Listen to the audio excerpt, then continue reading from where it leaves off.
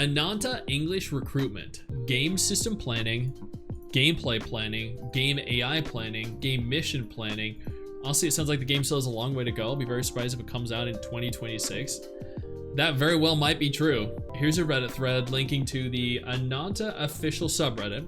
New English localization recruitment, high chance of a gameplay showcase at TGS. I am being flown out to Gamescom 2025 chat, but man, would I love to be flown out to the Tokyo Game Show 2025. I'm not, but it would be so cool if I were.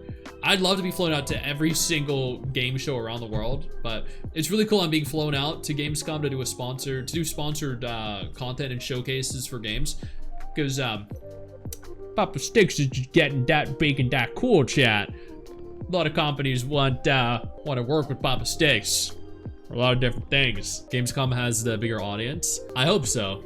I hope it has. I hope Ananta appears there. So we have game system planning, gameplay planning. Is there like a link to this so I can see the expanded text? So the devs has announced various job recruitment, including English localizations. May mean that we will have a demo version to play at this year's TGS, which would be sick if they did. Let's take a look. Game system planning, gameplay planning for vehicles. You know, at the very least. So as we noted when we're looking at Neverness to Everness, how they're making alterations to the vehicle functionality in the game, at the very least, Ananta's going into this with the knowledge that they probably don't have the experience with regards to creating fun, engaging vehicular content and gameplay. So they're trying to get people with 3 to 5 years experience of you know, actually creating content specifically catered to vehicle related gameplay mechanisms and gameplay required in vehicle related tasks. What is gameplay planning though? Core gameplay mechanisms of the game deeply explore the possibilities and combinations of gameplay. Okay. System plannings, designing, developing, and following up the functional rules of each system. So they're still that's interesting. So they're only recruiting one of those people though. One of those. So they must have a lot of people then for that. The only things they're recruiting 2 for are, okay, these were all made on the 24th. Is not updating or? Yeah, I don't see this changing. Hold on. Okay, yeah. So they're doing gameplay or game battle planning. Figure the character's combat skills in combat. AI configure the behavior of monsters in the level process. Independently design combat performance based on the given character settings.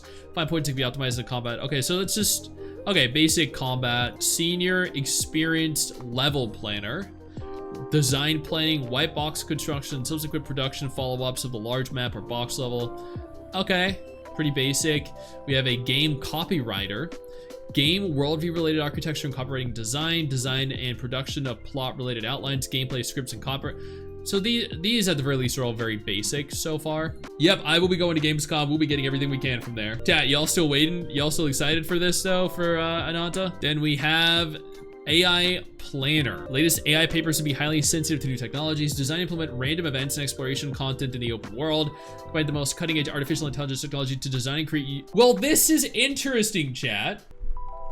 So, a while ago, about a year after, 6 months after Ananta was launched, or the first trailer was launched, the devs had an interview where they went on to state they were going to use AI to create the world. And then after that, they were going to go in and adjust everything by hand, add in NPCs, make sure everything was smoothed over, make sure everything made sense. But now it says this is specifically pertaining to the open world AI. So this is addressing and elaborating on what they originally mentioned way back when. Pay attention to the latest AI paper. Okay, well, design and implement random events and exploration content in the open world. So they could be using AI to create random events in the world that are completely unscripted and original for every single player, including exploration content.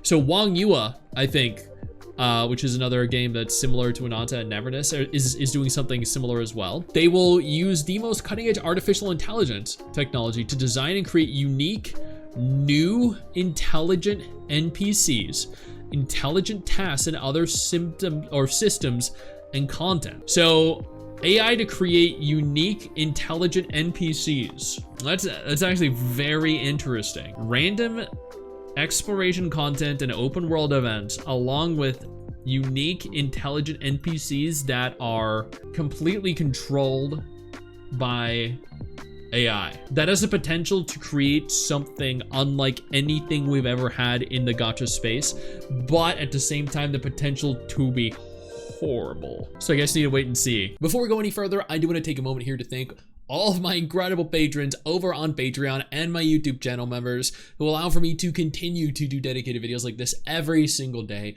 You guys are absolutely phenomenal, and I genuinely cannot thank you all enough for the support. They made the game look polished. Yeah, it did feel like it.